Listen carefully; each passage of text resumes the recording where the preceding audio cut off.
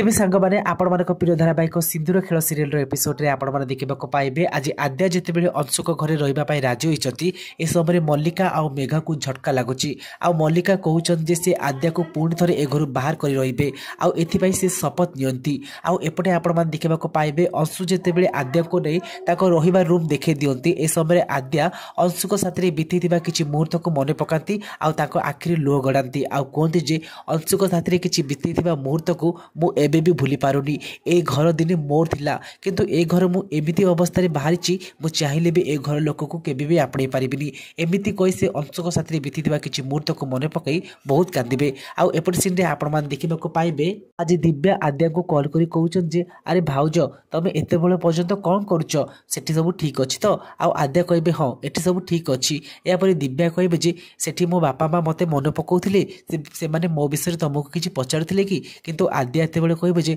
ना से माने तम विषय मते किछि भी पचार नांती एपरि दिव्या को बहुत कष्ट होची। आज एपिसोड रे आपण मान देखिबा को पाइबे मेघा और मल्लिका आद्या को ए घर बाहर करबा पई नुआ षडयंत्र करछती। ते फ्रेंड्स आपण मान को कोन लाउची कोन सतरे आद्या पुणी थरे ए घर चली जिवो ना पुणी थरे अंशु आद्या को बुझी पारी ताको सब दिन पई ए घर रहबा को देबे जदि हां यस बोली कमेंट करिवे।